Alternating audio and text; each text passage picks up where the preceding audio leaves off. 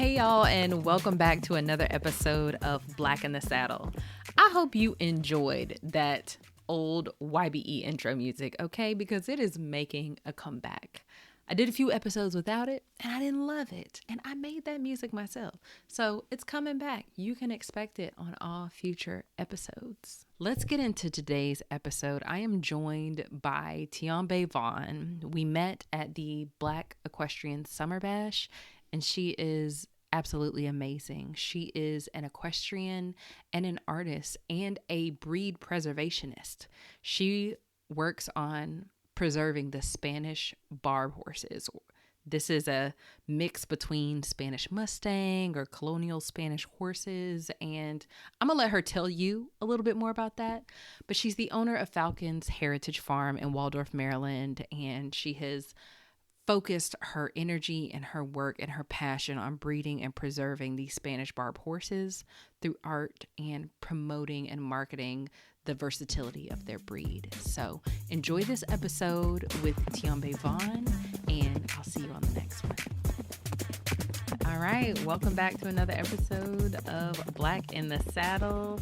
I am so happy to have Tiombe Vaughan here with me and recording this episode after meeting her in real life. That's usually not how these episodes work. Usually I'm recording first and then I eventually meet the guest in real life. So I'm just really excited that you were interested in joining me on the podcast today, and welcome to the show. Yeah, thank you so much. It's a big opportunity for me. Like this has never been, never happened. So it's like a very, very good, like big experience. Well, good. I'm glad, and you should prepare for much more of it. No. But I know a little bit of about your background, but let's let the Black and the Saddle family know a little bit more about what you do. Can you share where you're located, what kind of work you do, and how long you've been in horses or working with horses? So I guess I'm from Queens, New York. So I was born in Queens, New York, and then we moved about when I was 6 years old. And my family's military, so it started that way. And then we just kept kind of like we went to Fairfax, Virginia, and then we moved here to kind of move with everyone. Because it looked like my mom's family was all moving to like Maryland, Virginia area. So we all moved down here to just stay near family.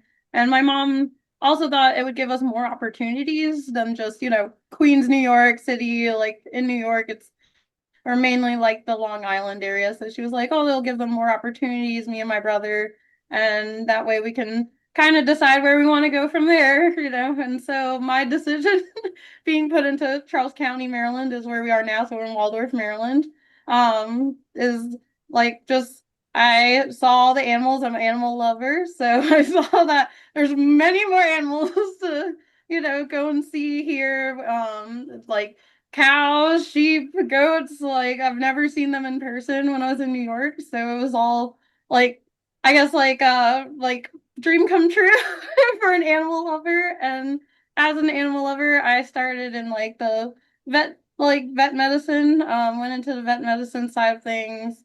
And horses came in around I guess when I was like about 8 years old when my neighbor her daughter went to go take lessons, and my neighbor and my mom were both friends, and they were like, oh, we could take both of the girls, take both of you guys to go get lessons and see how you guys like it, and you can either stick with it or it was just kind of like an opportunity to do like after school extracurricular like activities. Mm-hmm. And whereas my friend, she didn't stick with it, I stuck with it because I already had the bug, I guess, to like I love animals, so I was like, oh, horses are amazing.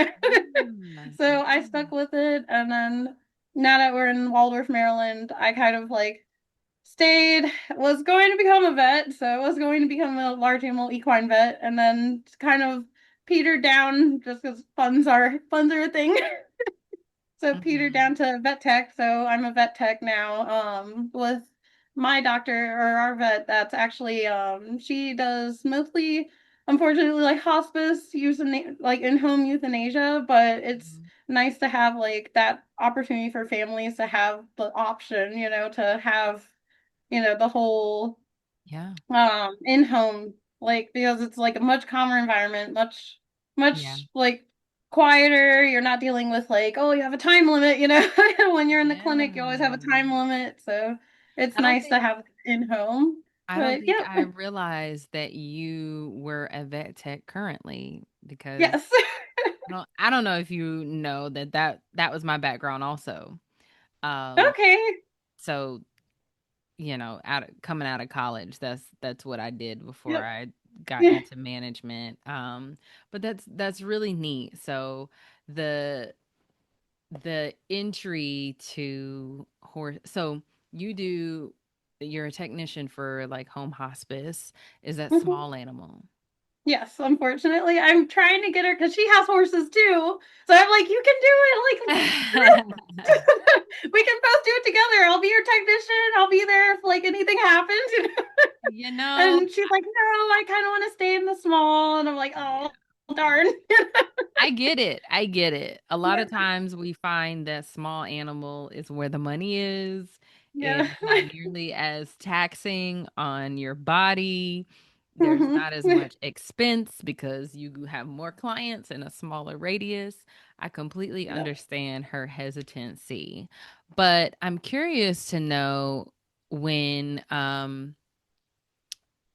do we get from 8-year-old Tiombe to I'm sorry, I don't even know how old you are now, but adult Oh, Tiombe. 32. I know. Oh, me too. Okay. Yeah.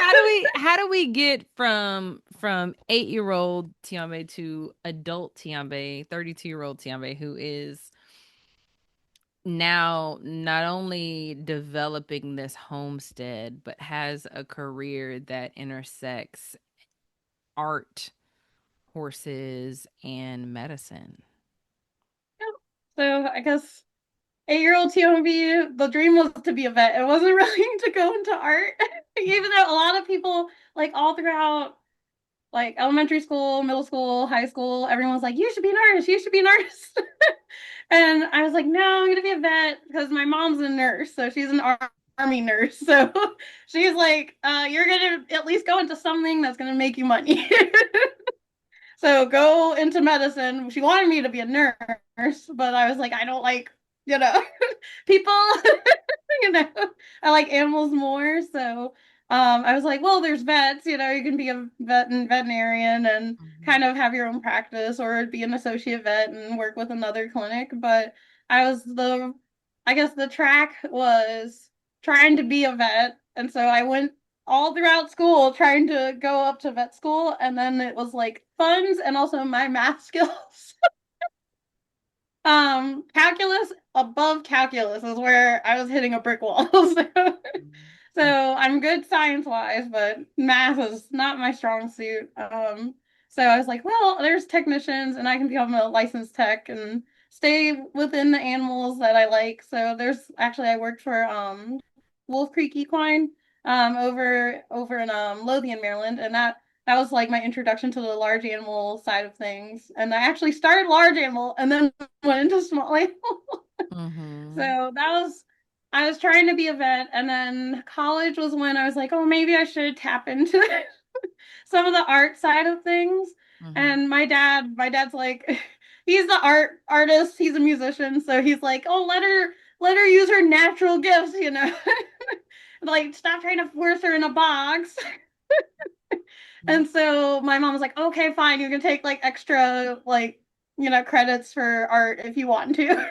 Mhm. Mhm. So I kind of like went into art classes, which of course I had already like I'm kind of self-taught. So going into art classes, it was so like I was already ahead of everyone. Mhm. So the teacher would be like, slow down, like follow directions. Like, they would be like, slow down, stop. Like I think I went art one and they didn't specify we didn't need to shade anything. So we were doing a still life, and it was like he just wanted us to do lines, but he didn't specify. So I started shading it, where, the still life, I started actually making it a still life. And he's like, no, no, you're ahead of everyone. Stop doing that and just do lines only, which it helped like kind of discipline me a little bit. Just being self-taught, like it helped with like disciplining me to know other techniques other than what I kind of like taught myself how to like blend colors and everything like that and the shading and highlights. So that kind of started the whole like, oh, I'm going to do like art, pet portraits. So I'll try doing pet portraits, I'll try doing horse portraits and offer commissions. Mhm. Back in, I think I was a senior in high school, and that's when my art teacher was like, you should do commissions, you should do murals, you should like go out there and, and try and find people that want, like that authentic like artist works. So I tried doing that. So right now I don't really professionally have a web page. I need to get one up, but I have like a portfolio together of all my like my husband's actually helping me scanning everything Mhm. for me so that I can like put it on a web page. Mhm. Because most of it's like word of mouth. So I get like friends tell friend, tell friend, tell friend, and Yeah. that's how the art kind of goes. Yeah. Yeah. Yeah. So what I love about that is that you are clearly very experienced in pivoting, right? Mhm. Starting off one way and saying, "You know what? I'm either not feeling it or this is not working for me or I'm either a little bit too far ahead, so let me dial back a little bit." How do you how did you go from, just this interest in animals to I am going to dedicate my time and resources and work to preserving the Spanish Barb horse. Like that is a very Yep. specific thing that you are doing, and going from a veterinary technician to that commitment and investing in homesteading and the sheep and everything like Mhm. that. That is quite the evolution. Can you share a little bit about that? Yeah, so I guess it all comes down to like I was looking into sustainability almost. Well, the Spanish Mustang part started with my gelding, my first owned horse, because I have leased horses. But Falcon's the one, Falcon Wind is his full registered name. Mhm. Falcon is the one who started all of that. But before that, it was, or I guess during that time, because I was also boarding. So I was boarding him and looking at what I wanted for the future. So I was like, what do we want for the future? That's sustainable, that would help feed my family, help kind of like give us that almost I guess independence. The independence to be able to have our own property and just have food available for like my parents are now elderly now, they're like in their coming now 70s. So so it's like I was kind of thinking because I'm an elder sister, so I already like I act as if I'm the second mom of everyone. As So an oldest as an oldest daughter, I get yeah, yeah, it's like the eldest is the one who takes care of everyone. So it just ingrained in me. My family is very tight knit, like family. So they're like, oh, the next generation takes care of the older generation, but also the next generation. So it. you're kind of like in between. And in my mind, I was kind of like, I want to be able to provide produce or provide meat if we need be, if we need to do that, if all, fails in the world, we can do that. Mhm. And the breeding the Spanish Mustangs, that came from just I was competing with Falcon, so we've competed a training level eventing. We've done team penning before. He kind of is like my all rounder to try and figure out what discipline we like. Mhm. So Mhm. we've done like eventing, we've done the team penning, we've done dressage, we've done all like different things. I've even tried like the archery off horseback before with him, Mhm. and he Mhm. just took it in stride. Like he was just like, okay, we're doing this today, and so that. made me like, oh, we need to preserve that. Like, and so I'm going to find his family. And at the time, I was working for a warm blood breeder, and she was like, oh, you need to get into warm bloods, and like they're versatile enough. And I was like, it wasn't my cup of tea to have warm bloods. Yeah. So, They're also big for no and reason. yeah, they're a little tall for me. And that about that time was when I like self-preservation was kicking. Mhm. So I'm like, okay, these guys are shorter. If I fall, I'm not gonna, break into a million pieces. Yeah. So, it was kind of just, oh, I want to get these guys. And it started actually because I was like, oh, well, maybe I can do Iberian warm blood because that was also a thing back then, and now it's still a thing. But I was like, we can do Iberian warm blood, and then it kind of stays close to the breeding that Falcon is. He's the Spanish Barb with like standard bred, so it kind of made him a little more not taller. He's 14'3", so but everyone would say, "Is he a Morgan? Is he a Morgan?" Because he looks like a Morgan. Hmm. But I wanted to stay with the Iberian breeds, and so it was started with the trying to see if I could get an Andalusian or Lusitano mare to breed to warm bloods to kind of keep that Spanish the Iberian lines. Hmm. And then I was like, actually, you know what? Because I was hearing from the person I got him from got me in contact with his breeder. So, or the breeder of his sire. So I got to meet Sharon Sluice. I got to meet her. She's over in West Virginia. She Hmm. bred well, it was not his initial breeder. There was actually Deborah Tipton. She's the one who bred Wayward Wind. So that's Falcon sire.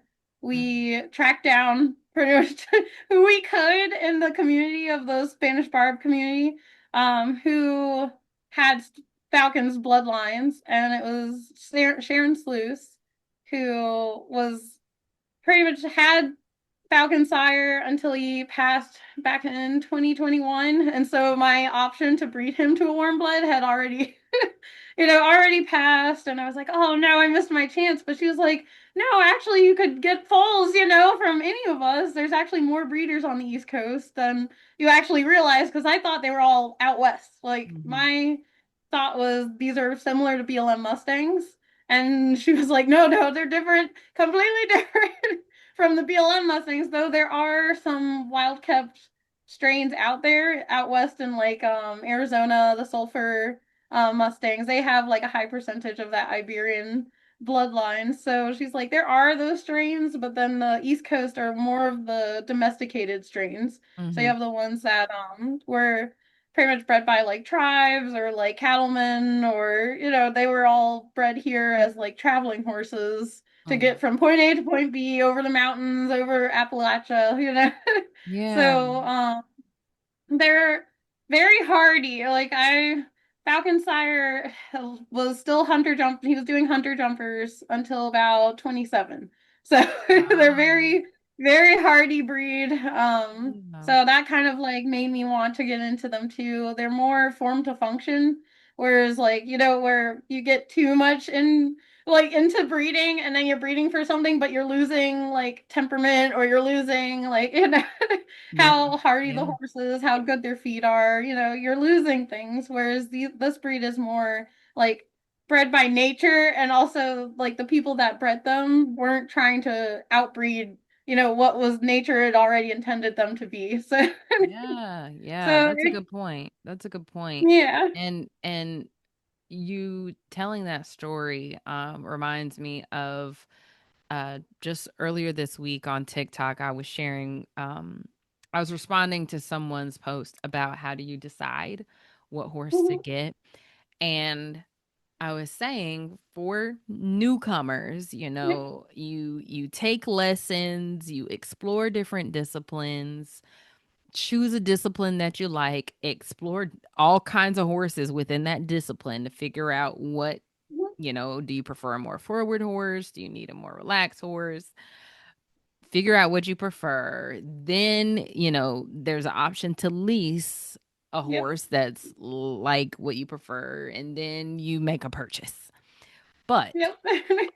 It sounds like to me, which that is like the ideal scenario. That's not what I did. And it doesn't sound like that's what you did either. Well, I So, took yeah, like the talk to me lessons, about yeah. that. Talk to me about that because you got Falcon Win and you explored all different things. So share a little bit about how that happened.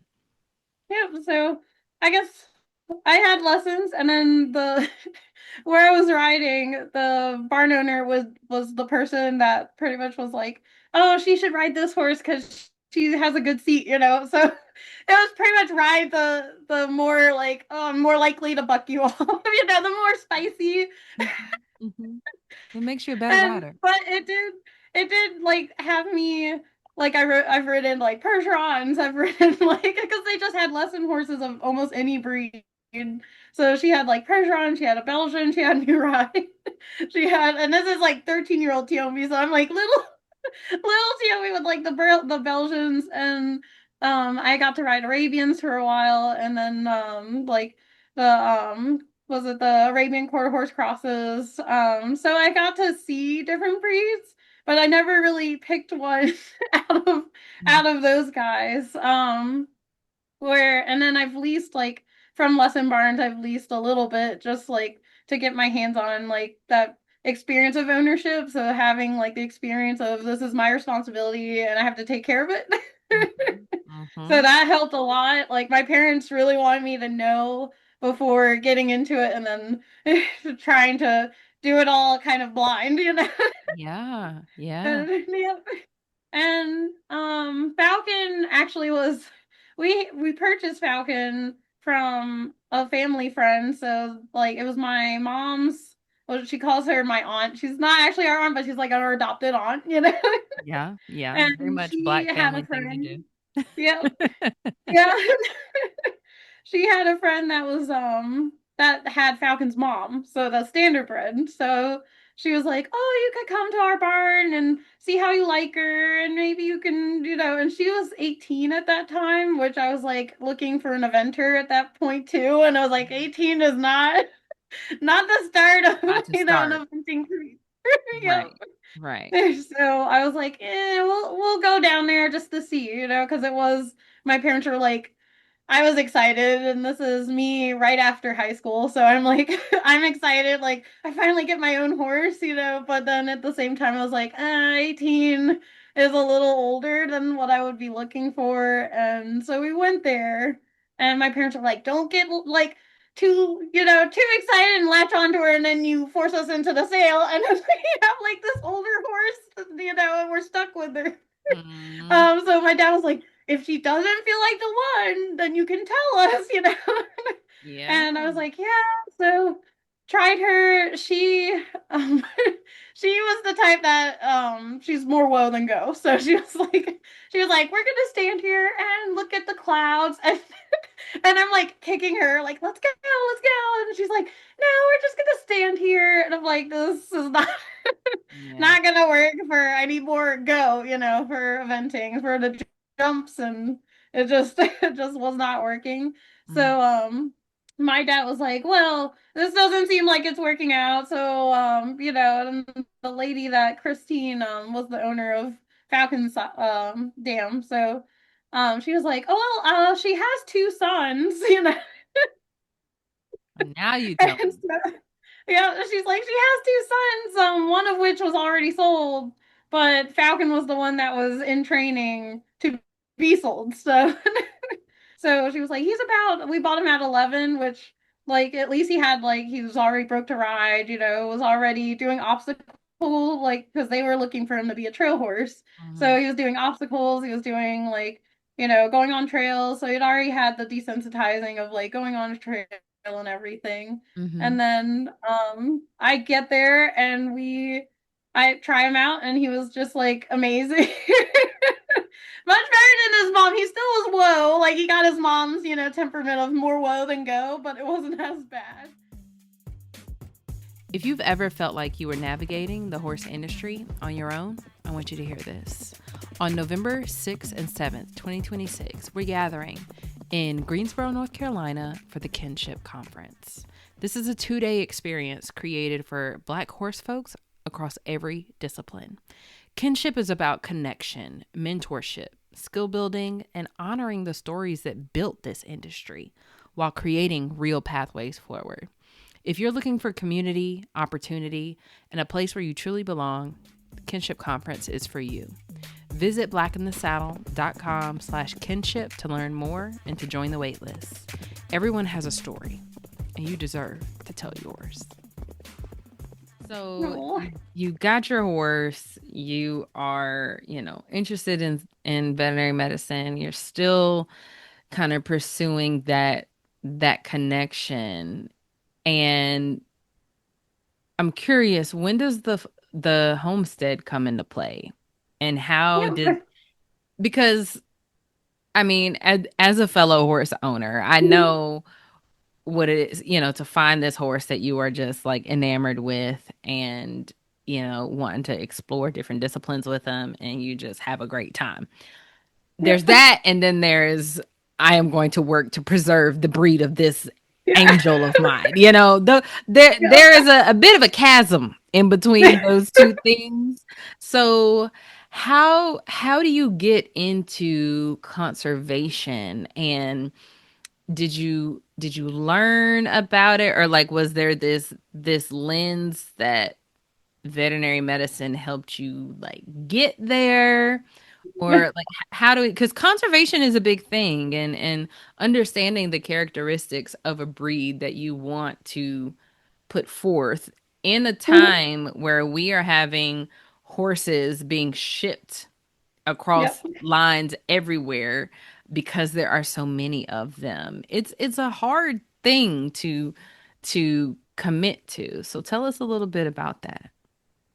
Yeah, so I guess the homesteading part of things was, I guess we got our farm first. That's why that's kind of what started it was so my husband and I met him in high school. So he already knew I was a crazy horse girl. Oh good. Oh good. We didn't have to train him up. I know. At first he was like, what, why do you like horses? Like they're big and scary.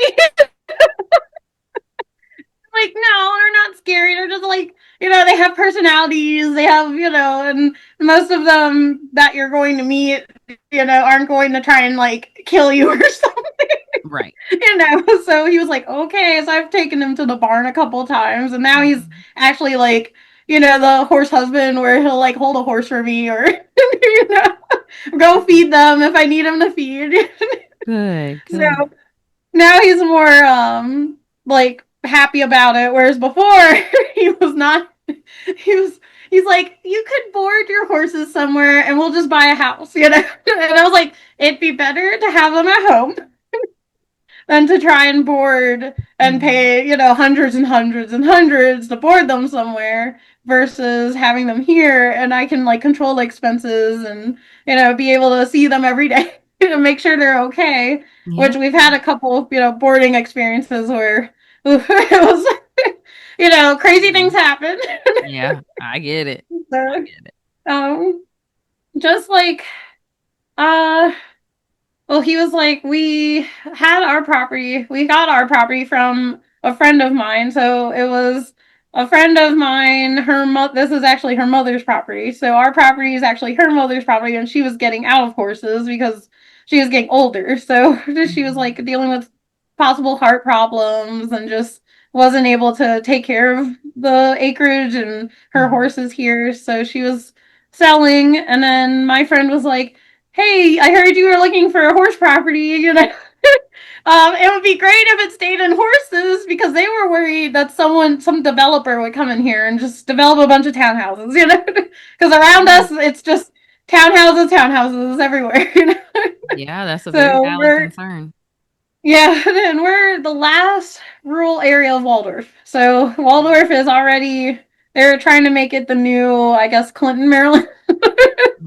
They're trying to like build it up more and have more housing, and our infrastructure can't really handle that, but that's what they're doing. They're trying to build it up and put more shopping centers and more houses. So we were all like, if a horse person moved in here, then that would be better. And we're right down the road actually from Dr. Mudd's Manor. So the whole like John Wilkes Booth like story and everything. No, No, I no. don't. I'm sorry. I live under a rock. So it's um the guy that assassinated Abraham Lincoln. Yep. Oh, Yeah. oh yeah. Okay. Yeah. I hadn't gone So that they're far back actually in my mind. yeah. I know it's that far back. I guess this property like was part of the Dr. Mudd Manor, and that's where John Wilkes Booth got. He was like, "My leg's broken, and I need you to fix it at gunpoint." And Mhm. he ran away over here to have Dr. Mudd doctor him up, but that ended up with Dr. Mudd down in I think was it the down in Florida. It's the big like fortress like prison back in the colonial Oh era, I my guess. goodness. Yeah. What So he history. got sent there. Wow, Um, wow. So your yeah. property is close to there. How many acres do you have for your horses? So we officially own 3 acres, but then we share with our neighbors because they're also getting up in age. So they were like, well, we only have like 8 horses to their 18 acres, so we share fields. Like, they're like, she's, our neighbors are amazing. She was like, if you want like any of our side fields that are closer to your side of the property, you can have them. Like if you need an overflow area, which we usually do, Yeah. that's where we end up putting everyone is over on their side of the property. So Hmm. yep.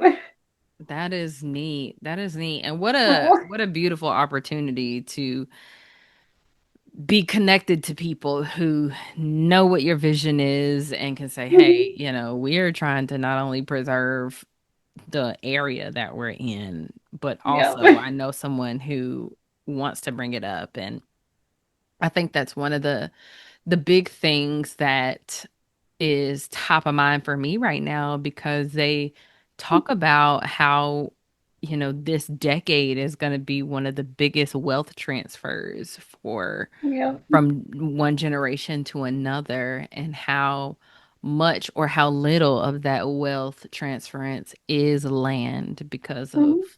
either lack of planning or being bought out by private investors or companies or developers.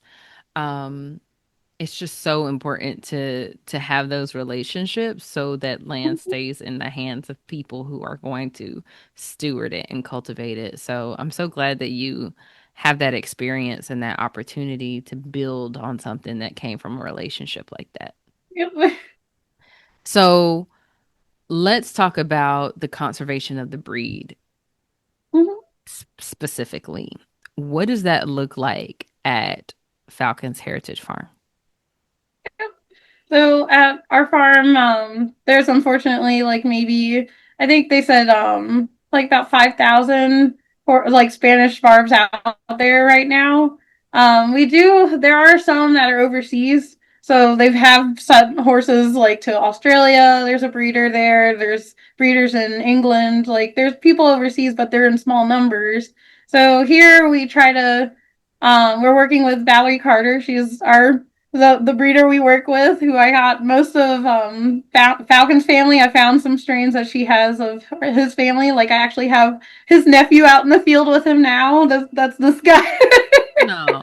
So so he's out there, and we kind of do kind of like a trade, where she's like, she knows that we don't have a lot of capital.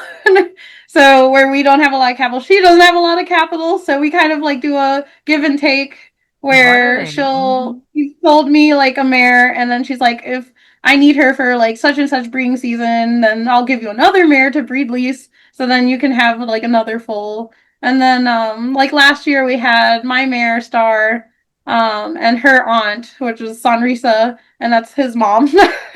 So we had them here and would keep them for the duration of time that they were, holding until like foaling time. So they would stay for the duration of time of foaling and then weaning, and then that's when the mares would be sent back to Virginia. So and then rebred and then come back here for the rest of like the foaling season. Yeah. So That's kind of what we do now. And I'm getting to the point where I'm able to work this guy who came from Valerie also. He's Choctaw strain, so he's the strain of Spanish Barbs that were bred by the Choctaw Nation to be Hmm. like a good like cattle horse, traveling, like wagon pulling type breed. Anything and everything that they needed, they bred them to do that. Yeah. So he's also shows that willingness to please, like the versatility, like anything you ask of him, like I didn't even have to train him to lunge. Mm. It's like I guess I had the thought in my mind, oh, this is how you're going to lunge, and he just like hooks onto that. It's so weird. It's like it's like teaching him to lunge was like very easy for him. Like he's like, oh, you just need me to go around in a circle and walk, trot, canter, and then that's it. Yeah. Yeah. That is Very nice. easy to train. Like Yeah. So what are you so I'm hearing that you've got land for mares to live out their gestation and deliver. Are you delivering foals yourself? yes. So I was there for his birth. I Oh, know. oh my gosh. I love that so I used to working for Wolf Creek Animal Hospital, or not Animal Hospital, but Equine Hospital. much. They like before them, I worked for a warm blood breeder, so I was able to get my hands on like the foaling aspect of things, Mhm. teaching weanlings, how to halter break them, and so I was able to get that experience. I know it's so much fun. I'm like sad we didn't have foals this year, I but know. I sometimes say if like if money was not an object yeah. and I just was like a little feral woodland woman, Yeah. I would that would be what I just send them to. I only want them from like weaning to Mm-hmm. yearling, weanling Yep. to yearling. Like that's just my sweet spot in I will teach you things and then you'll go off and Yep. grow and somebody else can teach you the rest. Yeah. That's pretty much what we do here. Just he ended up staying though because it's unfortunately not of any of his fault, but the sale fell through, and he decided to go with another horse. So we ended up keeping him and retaining him for this year. And now I'm kind of debating: do I want to keep him or do we try to work him, train him up like as a 3 year old and sell him as a 3 year old or a 4 year old? So yeah, Yeah. like we I do like the foaling, and then foals pretty much like the warm blood farm that I helped work there, and then having like the experience from Wolf Creek that kind of got us to the point where I could be there for my horse's delivery, and we have our vet on speed dial in case, because I'm usually like they're at their due date, so if Hmm. anything happens, you're gonna call in the middle of the night. It's me, or probably everyone else during foaling season too. Yeah, yeah. But it's good to have that relationship. So Yeah. hopefully they answer your call first. Yeah. So talk to me about some of the challenges of conservation, um, doing that on your own and expecting to offload some of the horses because unfortunately, even though you're conserving the breed, you can't keep them all. I know. So, what are some of your biggest challenges, whether it be financial, logistical, emotional?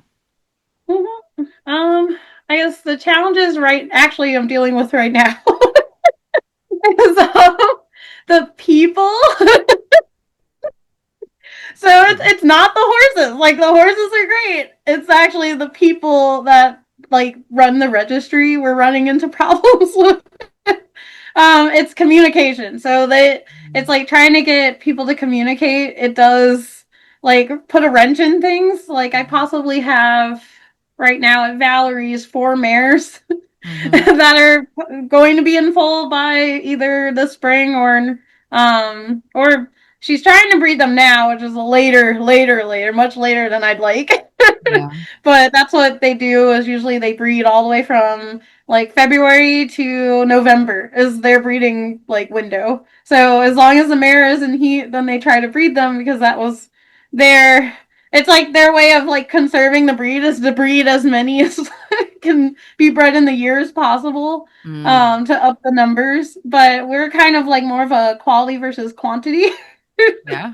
mindset. So I like to pick and choose who's being bred and who's not. So like Star right now, she's taking a year break to become a riding horse. So she's actually at the vet I work for, she's at her house right now.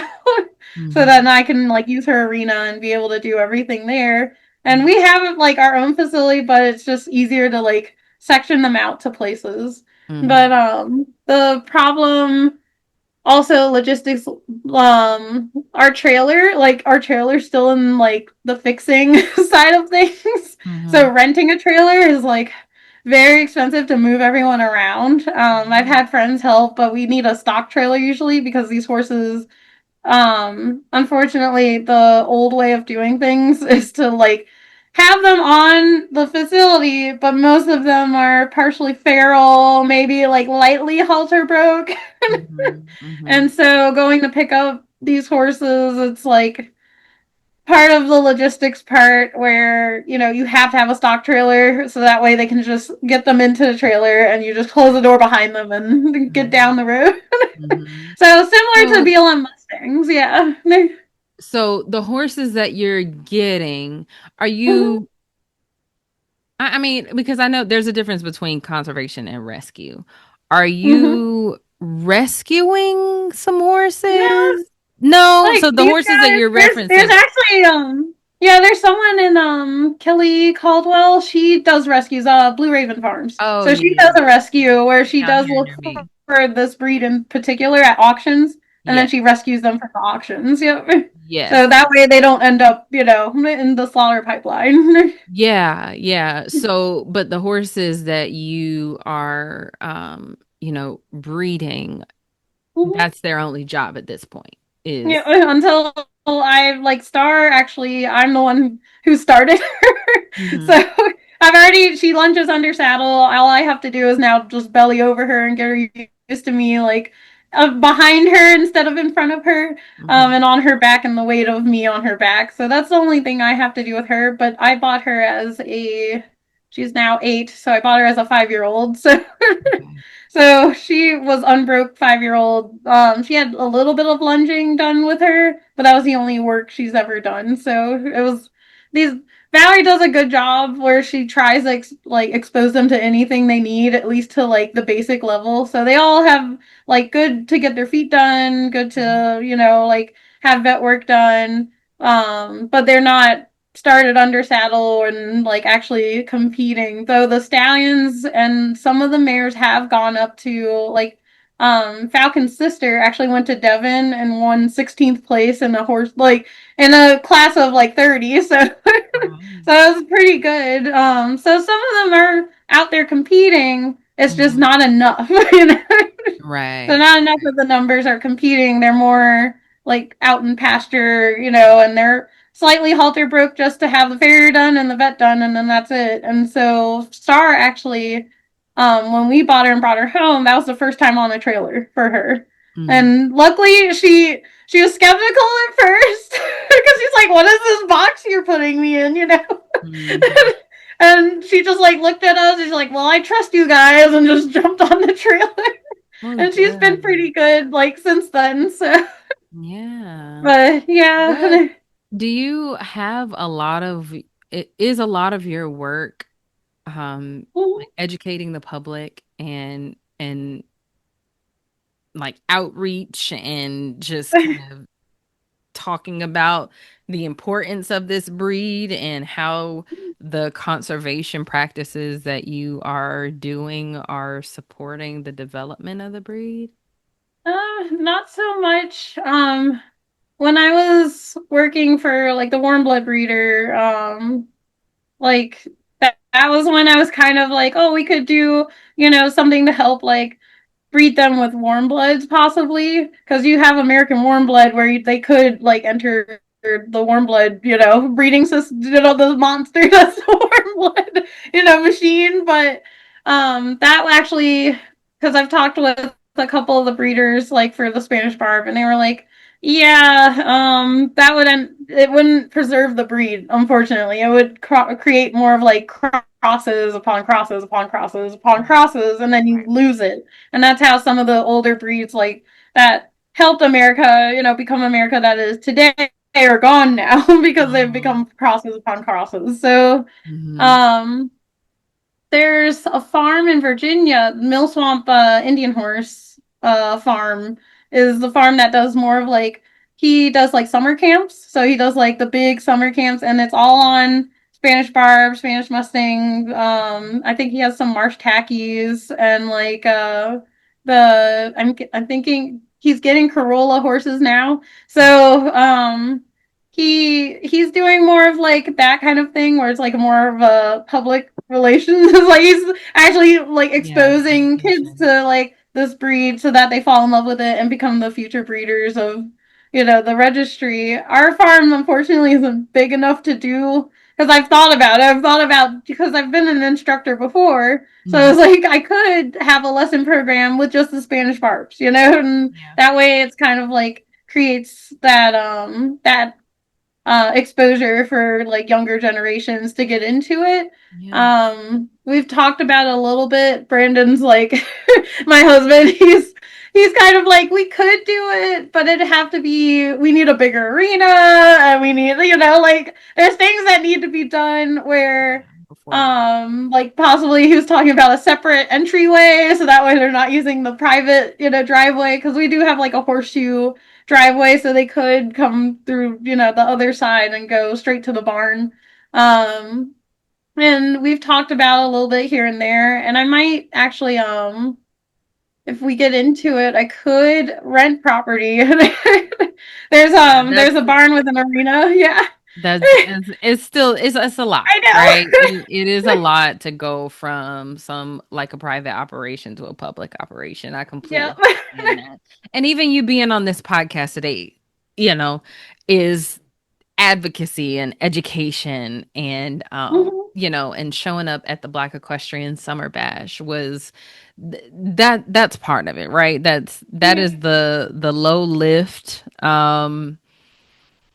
work that is still promoting the work that you're doing. So, maybe smaller scale. Maybe Yeah. y'all it's some sort of smaller scale thing, but I'm always curious as to how people are sharing what they are passionate about and what they are curious about. But even as we Usually it's go like ahead. word of mouth for from Hmm. me anyway right now just because or picked like the like on our page I try to post all the pictures of the babies and the brood mares and just like showing them that breed and even I think I did a write-up for him.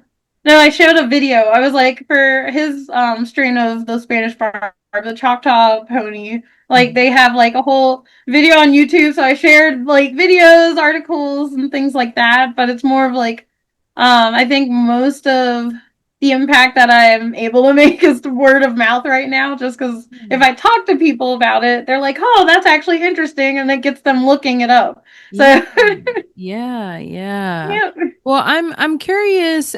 We talked a lot about the horses, and how your work kind of connects to the preservation of the breed. But I'm curious to know, as a Black equestrian, a Black horsewoman, as a woman in the horse industry, how have you navigated? Having this vision that a lot of people who look like you simply don't have. I mean, it's just a very unique niche. Um, and you have a vision for your farm where I'm sure you're in an area where there's not a lot of people who look like you. How are you navigating that? Yeah, so I guess I kind of do where keep my support group with me.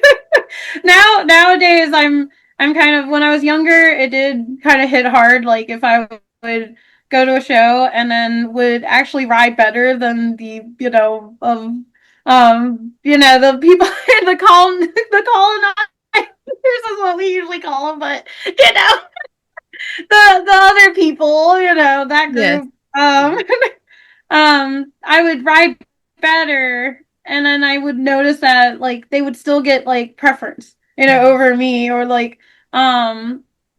I would get like weird questions, like how do you get into horses, like being you. And so you get the weird questions. And when I was younger, it would really like bother me because I'd be like, what do they mean, like me? How did I get horses? Or, Mm-hmm. don't I? There was one, oh my gosh, when I was in high school, someone asked, how do you have enough money to be doing this? Yeah.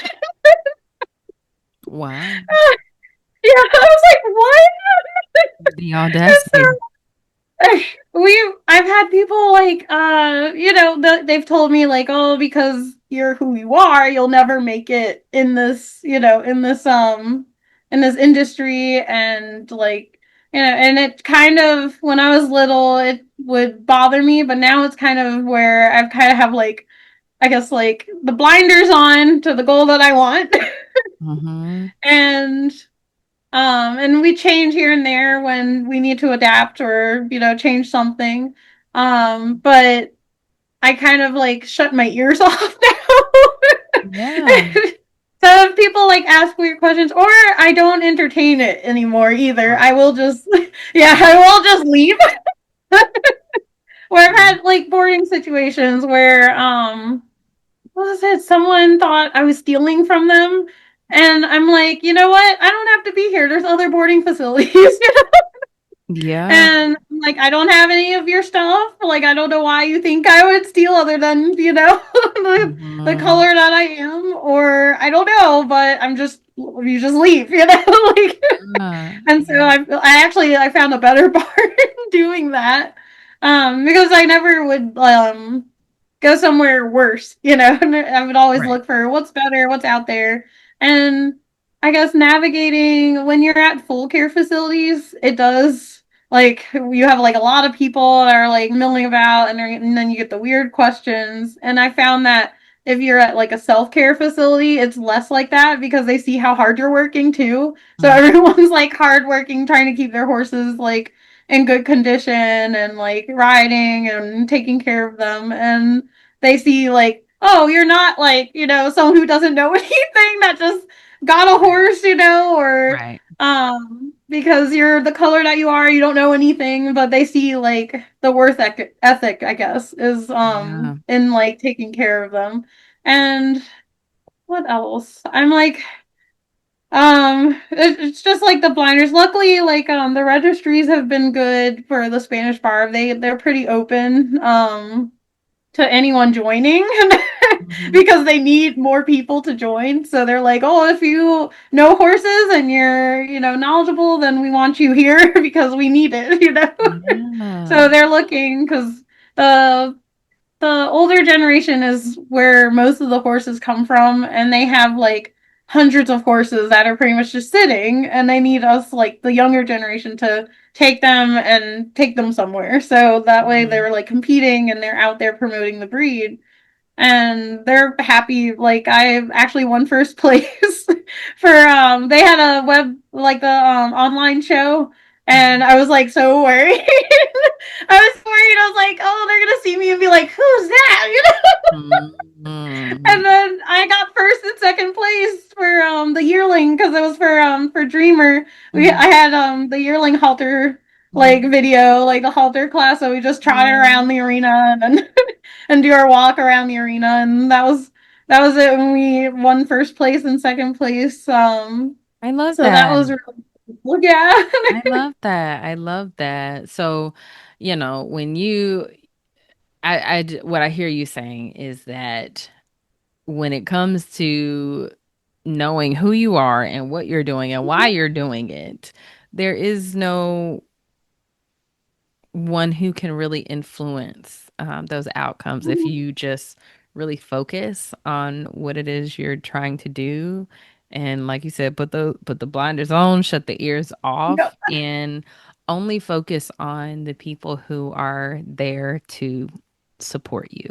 Like, Yeah. I met your family at the Black Equestrian Summer Bash, and as someone with also a very tight knit family, that just made my heart sing because my family shows up Yeah. at a lot of the things that I do as well. So whether it's your blood family or your chosen family, being able to have a base of support is really critical to making a lot of this work. Would you agree? Which we wouldn't have our farm if, if my, like, I think, the universe, God, for my husband, Everybody, because he's everybody up so, there. Mm-hmm. yeah, he's very tolerant Mm-hmm. of like all the different animals, all the different, and he like before wasn't interested in learning because he's a technician, like IT guy. So so he's he's very much like I'm on the computers and I don't want to know anything about what's out there, Yeah. moving around or whatever. Mm-hmm. So now he's more like, oh, like the sheep, like our sheep, that's his favorite thing now is he loves the sheep. Yeah. So Tell me that's about the sheep. I meant to ask about the sheep. What are you doing with sheep now? Are you shearing them for wool? What's yeah. happening? So the sheep was another like sustainability like because you go on livestock conservancy, those Spanish barbs are on there too. So as like a critical endangered breed, so I went on their website and I was like, what can we do with being more sustainable, but also do something that I like to do, which is like art and crafts and stuff like that. And I learned how to spin, so I learned how to like spin wool and like actually make rugs, so I can make rugs. We And are going to I talk, know. okay, because the way I am just itching to get an alpaca so bad, Yep. but I'm like, I need to have a plan on what I'm going to do after it's shorn, Yep. because, Yeah, sure. Yeah. Um, okay, Tiombe knows. with sheep, at least you can milk them, or we're trying to get now True. dairy ewes so that we can milk them, and then I can do like the sheep milk soap, or like Yes, I have a that's friend who my does that with goats, with yep. Nubian goats. And I I'm had just, a friend that she has goats, and she was like, "Oh, we should make goat milk soap," and then that was like, "Oh, sheep, you can do the same thing." So, great. That's so great. it's kind of like that's why we got into sheep was the sustainability thing, and then I like crafting and and doing things with my hands. So I was like, I can spin wool, and if the world falls apart, we'll have sheep to make clothes. I mean, between what they can produce and the actual meat, Mm-hmm. they Which are. I'm still like I know. butcher I'm not saying myself. that I you would go. can. Yeah, yeah, yeah. I'm not saying. I'm just saying if the world was about to end, not right now. Yeah. Yep. We might be a little, but not right now. We can deal with that Yeah. later. But for right now, they can be there for crafts. See, I am so just on the same page. Well, Because I think that our generation, and this is something that really kind of sits on my heart because I have interviewed, you know, Gen Z all the way mhm. to boomers and Gen X. Like I've interviewed such a spectrum of people, and as a millennial, like it is our time to pick up the Yeah. torch. We are caring for our parents and our grandparents right now. Some of us are caring for children right now. We are that sandwich generation. And if we are going to pursue the things that we are so interested in, whether it be just horses, conserving land, sustainability, and survival, like there's so much that we have to learn right now. Yep. And for people like you and me who have been interested in this for a lifetime, Mhm. some of those things come more natural. But for people just now getting into this or just now getting into why conservation and homesteading and at least knowing how to produce something Yep. that you can trade and barter with, you know, Hmm. that is harder for some people who are just now getting into this kind of lifestyle that we've known for quite some time. So I'm, in these interviews, I'm really hoping that people are saying, okay, the horses, you need land to have the horses. Okay. Yep. Like at the end of the day, you either Yep. have land or you have a bunch of money. And if you don't have a Hmm. bunch of money, you need to have the land so that you can do this and do other things on it, right? And create other streams of income for the farm to sustain the farm and actually do something that doesn't cause you to burn out and, put you in this corporate hamster wheel that is exhausting. Yep. So I'm so thankful that you shared so much about what it is you're doing at Falcon Heritage Farm and where you kind of, well, actually, that's going to be my next question. Where do you see yourself? I know that the world is a very special place right now.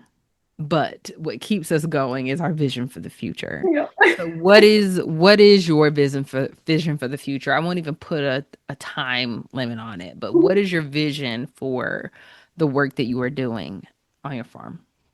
Yep. So I guess where I see ourselves, like our farm, and like for the future is just sticking with like the sustainability part, like being able to sustain like producing food, producing like textiles from the sheep, if I have to. My mom's a seamstress, so she needs to teach me how to sew, but she you know she used to, when she was younger, she used to do for college, she would sell suits. Like she would sew a whole suit Wow. and just, yeah. Wow. So as I need to get her, sit her down and be like, teach me how to sew, like, because we need it. I mean, I need Hmm. that skill because then we could actually sell like actual, like, whole, like, I can weave, so I can make shawls, but if if we have to, I'd have to make pants or like, a shirt or something.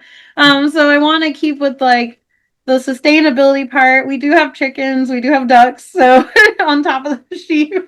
Hmm. Um, we have I do want to keep with the chickens and ducks because eggs. My mom's allergic to chicken eggs, so that's why we got into ducks. Though they are cute, Okay. Okay. They're very cute animals. They're very messy though. Mm. But we have the free range chickens and ducks. And we've thought about if we weren't going to do sheep, we were going to get a cow or a mini cow. I was like, maybe not. So we're not getting cows. We're gonna stay with the sheep. Because they're dual purpose anyway. You can Mhm. do like the milk and the wool, and then of course meat. And then I want to keep with like our horses, keep trying to get them out there. So Dreamer, he'll be where I can ride him soon. So right now he's 3 years old. This breed does develop slower, like Iberian breeds do. So they will like usually top out about like when they're 4 or 6 years old. Mhm. So no, that's when they're fully developed. So I don't want to put my weight on him until Mhm. he's much more filled out and much more like a little bit taller. I think he's gonna get a little taller. Mhm. But get them out there, keep competing. We're thinking of actually going into working equitation as our like discipline because they do better. It's built for the Iberian breeds anyway, and they do have that like the short coupledness and the Mhm. nice like the build for that sport, so that Mhm. discipline. Mhm. And so we're thinking of going into that. So hopefully we'll be out there. At least Okay. with Star's 8 years old, so I can start her like going and hopefully be out there next year. And then I guess we've been talking with my parents just because, and also Brandon's parents, my in laws. We've Mhm. been talking where maybe in the future there might be where they buy like a family compound type situation. So Yeah. that we can, yeah, that we can have more acreage, you know. Yeah. And my family, my dad was like, "Oh yeah, we should have like, maybe if we can find somewhere in Virginia, like 50 acres, and then their house is on one side and our house is on the other." Yes. So That is the goal, right? That yeah, that is I love it when you don't have to work too hard to get everyone else on board, yep. okay? 'Cause we It's all just getting know. them finalized into it, like Yeah, yeah. because it's an idea right now. So they're like, "Oh, maybe," but then my mom's autoimmune, so she's like, "It has to be near a hospital. It can't be out in the middle of nowhere," you know. I get it. I get it. You She is a nurse. She said, I know know? what I need. I know what I need. Yep. What advice would you give someone who is looking to get into this industry? They may not have the community around them that you and I have come to develop, but they're just really interested in either exploring it, they're curious about it, or they have actually developed a passion for working with horses in any of the capacities that you shared. What advice would you give them? I guess if I did it all again, um, I wouldn't say I wouldn't have gotten Falcon. I would have gotten Falcon, but I would have saved money back then. Now it's hard. Nowadays it's hard with inflation and everything, so we are kind of like, you know, luckily my husband has savings, but I'm paycheck to paycheck because I'm the one taking care of the animals most of the time, and he kind of picks up the slack if need be. So if I did it all again, I would have saved money beforehand to at least have some more cushion for in case like stuff goes wrong or you need to get to buy a horse you need enough to both buy the horse and then take care of the horse. so Buying the horse is the so cheapest part. yeah, it's like it's that part of things. And even when I was younger, when I had Falcon, I was boarding him. I was also working at those barns, so I was kind of like, I'm working off the board, or um, the only barns I didn't work at, I was working at another barn. Mhm. So, or working at the vet clinics, or like I was in between doing that. But I would give the next generation like more, like if your heart's set on something, try to go for that goal. Mhm. Um Even if you don't have the support group, like it's something that you're passionate about, go for what you're passionate about and try to I know we have to all be part into the workforce, right? So you have to get a job somewhere, even if it's like Target or Walmart or anything like that to start off. Mhm. And but don't lose the vision, like don't lose the vision while you're there because it's been hard. Like I used to work at Macy's. I used to work, before I got into like the veterinary stuff and the horses.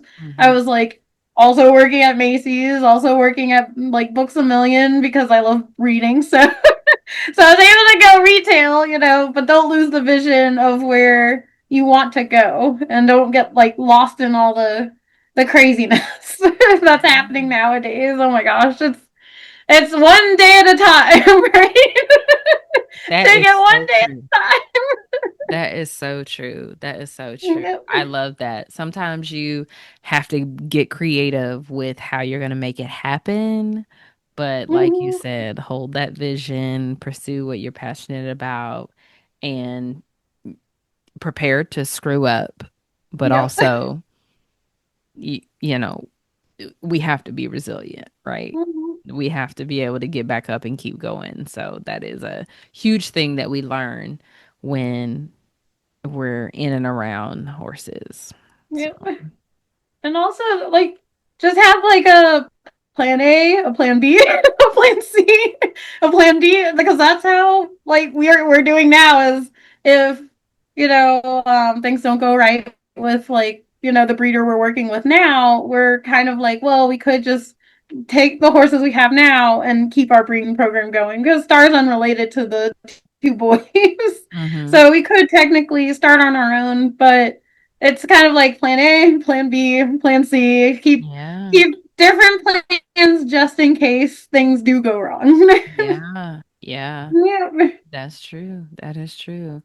Well, thank you so much for just sharing your wealth of knowledge with the Black and the Saddle family today. I'm so excited to just have such a unique perspective and pursuit on the podcast with breed conservation. How can the Black and the Saddle family get in touch with you if they want to learn more about your work and what you're doing? Yeah, so I have, of course, my Facebook account on Tiombe Vaughan, and then there's also the farm account at Falcons Heritage Farm. And then I have our Instagram, which is also Falcons Heritage Farm. It's Falcons apostrophe us, because Mm-hmm. we've had where, people have gotten it confused a little bit. Mm-hmm. But it's Falcons Heritage Farm on Instagram, TikTok. I'm on TikTok. Mm-hmm. I try to post as much as I can. It's getting a routine. I need a routine where I'm able to like get the camera out there. Yeah, I get it. It's difficult. Yeah. It's difficult. So those are our socials is like Facebook, you can find us. It's all pretty much under Falcons Heritage Farm, or my name. And then I think that's about it, is just the Facebook, Instagram, and TikToks. All Yeah. right. All right. Thank you so much. Yeah, no problem. Thank you for the opportunity. Of course. Of course. Thank you for tuning in to another episode of Black in the Saddle. Subscribe to the podcast on your favorite podcasting player and over on YouTube. You can also join us on Patreon. We started that new this year, and that is where the behind the scenes lives, okay? Behind the scenes of episodes, of events that we're planning this year, and much, much more. So I cannot wait to see you over there.